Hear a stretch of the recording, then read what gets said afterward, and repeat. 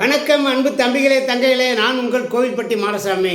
மாணவ கண்மணிகளே, போட்டித் தேர்வுகளில் கணிதத்தில் கேட்கப்படுகின்ற அனைத்து கேள்விகளுக்கும் சரியான விடை எழுதி முழுமையாக மதிப்பெண் பெறணும் அப்படிங்கிற நோக்கத்தில் அருண் அகாடமியில் கடந்த சில நாட்களாக தனிவட்டி கணக்கில் இருந்து ஆரம்பித்து தனிவட்டி பார்த்து முடிச்சிட்டோம், கூட்டு வட்டி பார்த்து முடிச்சிட்டோம், தனிவட்டிக்கும் கூட்டு வட்டிக்கும் உள்ள தொடர்புகளுடைய கணக்குகள் பார்த்து முடிச்சிட்டோம். இன்றைக்கு வீடியோவில் ஒரு ஸ்பெஷல் என்ன அப்படின்னாக்க, தனிவட்டியில் மடங்குகள் கணக்கு பார்க்க போகிறோம். மாணவ கண்மணிகளே, நம்ம கணக்குகளை பார்த்துக்கிட்டு இருக்கும்போதே விளக்கங்களை அப்பப்போ கொடுக்கறதுனால தெளிவாக உங்களுக்கு அந்த வீடியோ நல்லா புரியும். வீடியோவை ஸ்கிப் பண்ணாமல் பாருங்கள். இன்றைக்கு நடத்த போகின்ற இந்த பகுதியில் இருந்து உங்களுக்கு ஒரு கணக்கு, கட்டாயமாக ஒரு கணக்கு டிஎன்பிஎஸ்சி குரூப் 1, குரூப் 2, குரூப் 4 எல்லாத்துலேயுமே கேட்குறாங்க. மற்ற ஏழைய தேர்வுகள் ஆர்ஆர்பி, எஸ்எஸ்சி, ஐபிபிஎஸ், போலீஸு எல்லா கேள்வித்தாளுமே இந்த இன்னைக்கு நடத்த போகிற கணக்கில் ஒரு கணக்கு கேட்பாங்க. மாணவ கண்மணியிலே நம்ம நேரடியாக கணக்குக்கே போயிடுவோம். 26வது கணக்கு.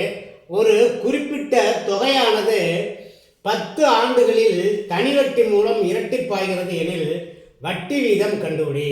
இது டிஎன்பிஎஸ்சி 2001 கேட்ட கேள்வி. இதுக்கு நம்ம விடையளிக்கிறது எப்படி அப்படின்னு சொல்லி பார்ப்போம். மாணவ கண்மணிகளே, உங்களுக்கு ஒரு செய்தி ஒன்று சொல்லிக்கிறேன். இந்த தனிவட்டியில் மடங்கு கணக்குகள் மொத்தம் 3 டைப் இருக்குது. நம்ம இப்போ பார்க்க போகிற 26வது கணக்கு ஒரு டைப்பு. அப்புறம் அடுத்து அந்த 2வது வகை டைப்பையும் பார்க்க போகிறோம், 3வது வகை டைப்பையும் பார்க்க போகிறோம். இன்றைக்கு வீடியோவில் இந்த தனிவட்டி மடங்குகள் கணக்கில் 3 டைப்புமே இன்றைக்கி பார்த்து முடிச்சிடுவோம். மாணவ கண்மணிகளே, நல்லா கவனிங்க. இப்போ ஒரு குறிப்பிட்ட தொகைன்னு கொடுக்குறாங்க. ஒரு குறிப்பிட்ட தொகை, அதாவது தொகையை எவ்வளவுலாம் கொடுக்க மாட்டாங்க. குறிப்பிட்ட தொகை 10 ஆண்டுகளில் தனிவட்டி மூலம் இரட்டிப்பாகிறது எனில் வட்டி வீதத்தை கண்டுபிடிக்கணும். அதாவது ஒரு தொகையானது 10 வருஷத்தில் 2 மடங்கு ஆகுது. இப்போ ஒரு 1000 ரூபா அப்படின்னாக்கா 10 வருஷத்தில் 2000 ரூபா ஆயிரும். ஒரு 10,000 ரூபா அப்படின்னா 10 வருஷத்தில் 20,000 ஆயிரும். அதே இதுக்கு அர்த்தம். புரியுதுங்களா?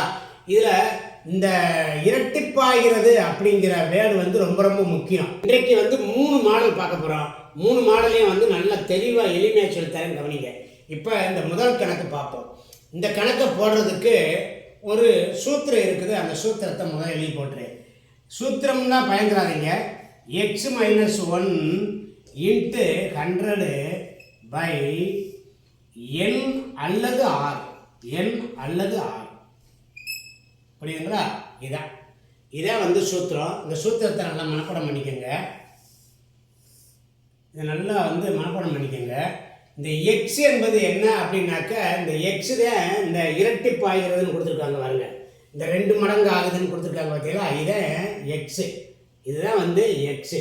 இப்போ இங்கே கவனிங்க, நான் நேரடியாக உங்களுக்கு கணக்குக்குள்ளே போயிடுறேன். இந்த எக்ஸுன்னு சொல்கிறது இந்த இரட்டிப்புங்கிற வார்த்தை இருக்கு பாருங்க. இதுக்குத்தான் இந்த இரட்டிப்பு அப்படிங்கிறது தான் 2 மடங்குங்கிறது எக்ஸு. இப்போ எங்கே பாருங்கள், நேரடியாக கணக்கை டக்குன்னு போடுறேன் பாருங்கள். 2 மடங்குன்னா 2. 2லேருந்து 1 கழிக்கணும். கழிச்சிட்டு அதை 100 கொண்டு பெருக்கிடணும். பெருக்கிட்டு என்ன செய்யணும்னா, இங்கே ஆண்டு கொடுத்துருந்தாங்கன்னா அந்த ஆண்டை இங்கே போடணும். இங்கே வட்டி வீதம் கொடுத்துருந்தாங்கன்னா வட்டி வீதத்தை போடணும். அதுதான் இங்கே என்ன அல்லது ஆறுன்னு கொடுத்துருக்கு. இப்போ இங்கே ஆண்டு கொடுத்து வட்டி வீதம் கேட்குறாங்க. இவ்வளோதான், கணக்கே முடிஞ்சு. இப்போ 2லேருந்து 1 கழிச்சா எவ்வளவு? 1. 1ஐயும் 100ஐயும் பெருக்குனா எவ்வளவு? 100. அப்போ இங்கே பாருங்க, 100/10. 100/10 இதை அடித்தோம்னா 10%. அதனுடைய வட்டி வீதம் எவ்வளவு? 10%. புரிஞ்சுக்கிட்டீங்களா மாணவ கண்மணியிலே? இந்த கணக்கில் இந்த x - 1 × 100/n n அல்லது r அப்படிங்கிற ஒரு சூத்திரம். எக்ஸுங்கிறது இந்த இரட்டிப்புங்கிற வார்த்தைக்கான 2 மடங்கு. 2லேருந்து 1 கழிச்சோம்னா 1. 1 100ஆல் பெருக்கணும்னா 100. 100 இங்கே கொடுத்துருக்க 10ஆல் வகுத்துடணும். அவ்வளோதான். கவனிங்க, 27வது கணக்கு. ஒரு குறிப்பிட்ட தொகையானது 8 ஆண்டுகளில் தனிவட்டி மூலம் இரட்டிப்பாகிறது எனில் வட்டி வீதத்தை கணக்கிடுக. இது எப்படி செய்கிறதுன்னு பார்ப்போம். அதே கணக்கு தான். 1வது கணக்கு எப்படி செஞ்சோமோ அதே மாதிரி இந்த கணக்கு. இப்போ பாருங்கள், x - 1 × 100 by n அல்லது r.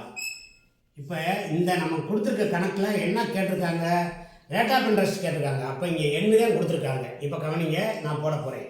இப்போ 2 - 1 × 100 பை இங்கே என்ன கொடுத்துருக்கு, 8 வருஷம் கொடுத்துருக்கு. 8, அதாவது இது வந்து நம்பர் ஆஃப் இயர்ஸ் 8.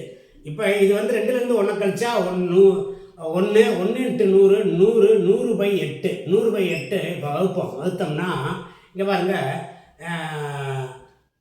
ஓரட்டை 8 மிச்சம் 2 20, ஈரட்டை 16 16 மிச்சம் வந்து 4 4/8 4/8.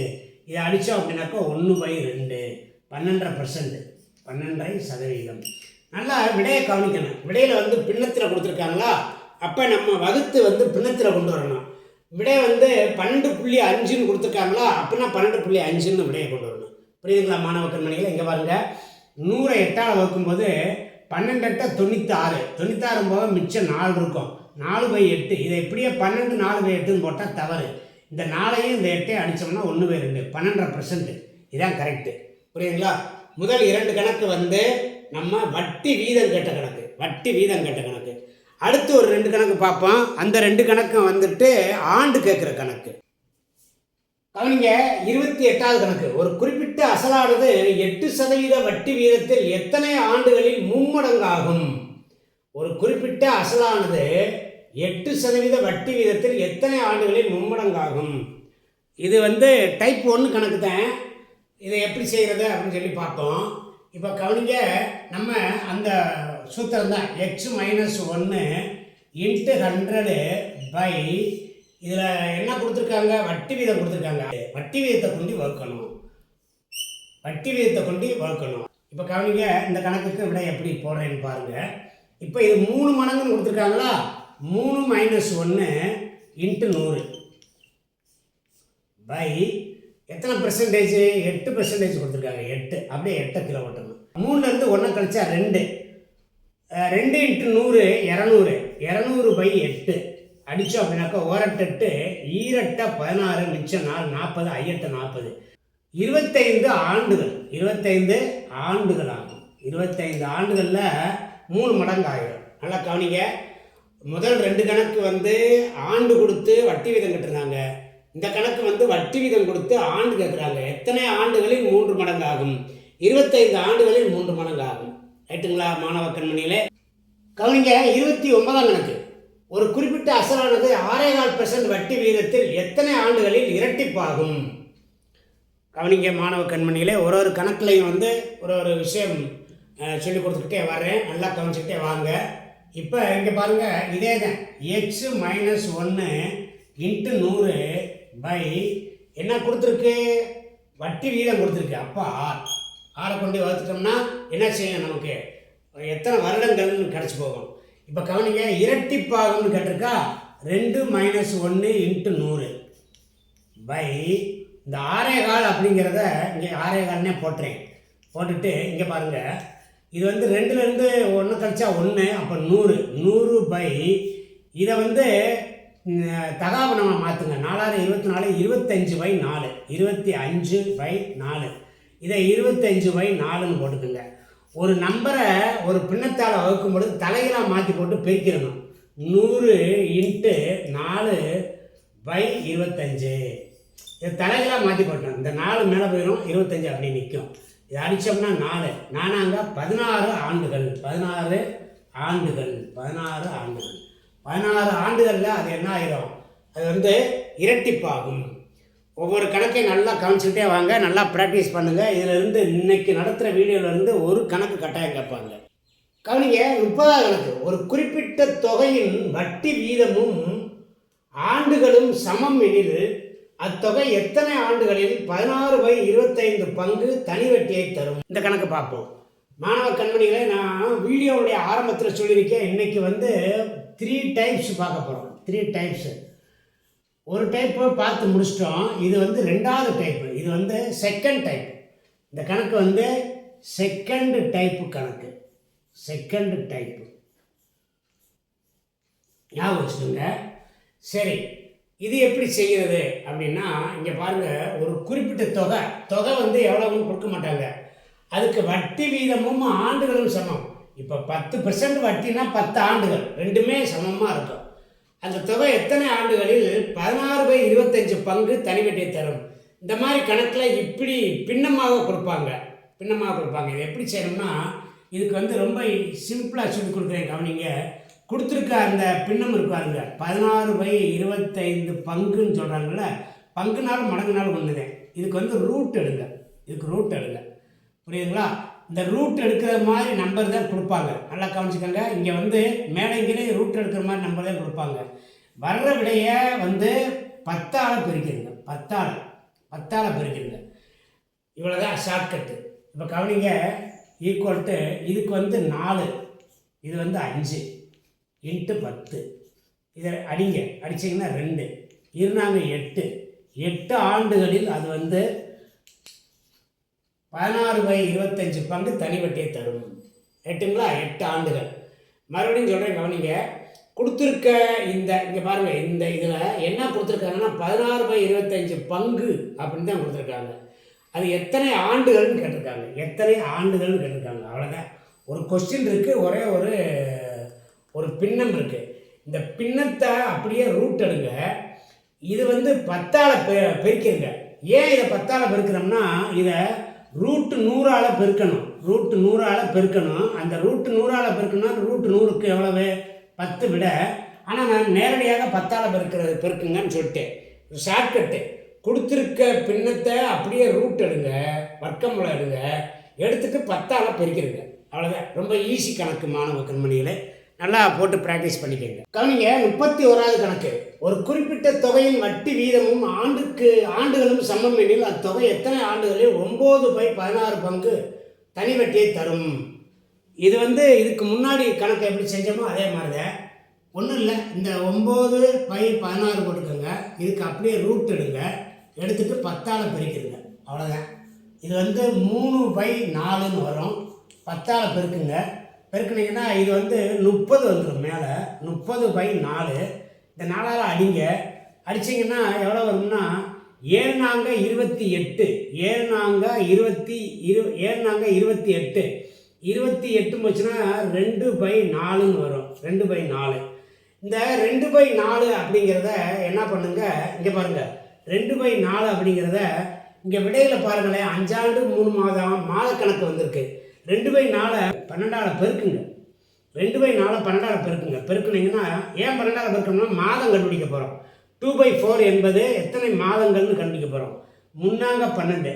இதை ரெண்டையும் பெருக்கிட்டீங்கன்னா 6 மாதம்.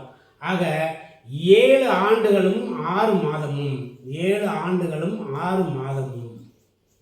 ரைட்டுங்களா மாணவ கண்மணியில் நல்லா கவனிச்சுக்கோங்க. அந்த 9/16 அப்படியே போட போகிறோம். அதுக்கு ரூட் எடுக்கிறோம். ரூட் எடுத்தோன்னா 3/4. அதை 10ஆல் பெருக்கிறோம். அப்படின்னாக்கா 30/4. அப்படியே அடித்தோம்னா 7 28 மிச்சம் 2/4 அப்படின்னு சொல்லி இருக்குது. 2/4 அப்படின்னு இருக்குது. இது வந்து இங்கே பாருங்கள், இந்த 2/4 என்பதை இங்கே கவனிங்க. 2/4 என்பதை இப்படி கூட அடிச்சுட்டு 1/2 அப்படின்னு வச்சுக்கலாம். பெருக்கல் 12. இப்படி அடிச்சிங்கனாலும் 6 மாதம் தான் வரும். இங்கே பாருங்கள், இது 6 மாதம், இங்கேயும் 6 மாதம், இதுவும் 6 மாதம் தான். கணக்கு எப்படி போட்டிங்கனாலும் கணக்கு வந்து கரெக்டாக வரும். புரியுதுங்களா மாணவ கண்மணிகளே? நீங்கள் என்ன மாதிரி போடணுமோ போட்டுக்கோங்க. இங்கேயே நான் சார் இங்கேயே இதெல்லாம் அடித்து கொடுத்து கொண்டு வருவேன் சார் அப்படின்னா எப்படி கொண்டு வந்தாலும் 7 வருடமும் 6 மாதமும் தான் விட வரும். 7 ஆண்டுகளும் 6 மாதமும் தான் விட வரும். புரிஞ்சுக்கிட்டீங்களா மாணவ கண்மணிகளே? இனி 3வது டைப் இருக்குது, அதை பார்ப்போம். கவனிங்க, 32வது கணக்கு. ஒரு குறிப்பிட்ட தொகையானது 6 ஆண்டுகளில் இரட்டிப்பாகிறது எனில் எத்தனை ஆண்டுகளில் 5 மடங்கு ஆகும்? மாணவ கண்மணிகளே, நான் வீடியோவில் ஆரம்பத்திலே சொல்லியிருக்கேன் 3 டைப்பு பார்க்க போகிறோம்னு. இது வந்து டைப் 3. 3வது டைப்பு. ஏற்கனவே 2 டைப்பு நம்ம பார்த்துட்டோம். இப்போ இந்த கணக்கு எப்படி செய்கிறது அப்படின்னு சொல்லித்தரேங்களா? கவனிங்க. ஒரு குறிப்பிட்ட தொகையானது 6 ஆண்டுகளில் இரட்டிப்பாகுதான். 6 ஆண்டுகளில் இரட்டிப்பாகிறது. 2 மடங்கு ஆகுது. எத்தனை ஆண்டுகளில் 5 மடங்கு ஆகும். இப்போ இந்த கணக்கில் மடங்கு வந்து மடங்கு அப்படிங்கிறது 2 இடத்துல கொடுத்துருக்காங்க. மடங்கு அப்படிங்கிறது 2 டேட்டா இருக்குது. 2 டேட்டா இருக்குது. மடங்கு அப்படிங்கிறது 2 டேட்டா, ஒன்று வந்து இரட்டிப்பாகிறது, ஒன்று வந்து 5 மடங்குன்னு சொல்லி. இதில் பெரிய மடங்கு எது? 5 மடங்கு. அந்த 5 மடங்குலேருந்து 1 கழிங்க, 5 மடங்குலேருந்து 1 கழித்து மேலே போட்டுக்கோங்க. இந்த சிறிய மடங்கு இருக்காருங்க, அது வந்து 2ல் 1 கழிச்சிருங்க. கழிச்சிட்டு பெருக்கல் இந்த எத்தனை ஆண்டு, ஒரே ஒரு தடவை ஆண்டு கொடுத்துருக்காங்க, இந்த 6 ஆண்டை போட்டுக்கோங்க. இவ்வளோ தான் ஈஸி இந்த கணக்கு. இந்த கணக்குக்கு இதுக்கு வந்து சூத்திரம் என்ன அப்படின்னாக்கா, இங்கே பாருங்கள், x minus 1 by x minus 1 into n. எண்ணுனாக்கா நம்பர் ஆஃப் இயர்ஸ். புரியுதுங்களா? இந்த மேலே இருக்க எக்ஸை வந்து என்ன செய்யுங்க, கேபிட்டல் எக்ஸாக போட்டுக்கோங்க. இப்படி போட்டுக்கோங்க, கேபிட்டல் எக்ஸ். இது ஸ்மால் எக்ஸ்ன்னு போட்டுக்கோங்க. அதாவது மடங்கு எது பெருசாக வருதோ அது மேலே போடணும்.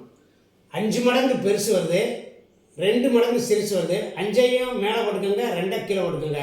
2லேருந்துமே 1 கழிச்சிருங்க. இப்போ பாருங்கள், 5லேருந்து 1 கழிச்சா 4, 2லேருந்து 1 கழிச்சா 1, பெருக்கல் 6, 4 6 24, 24 ஆண்டுகள்.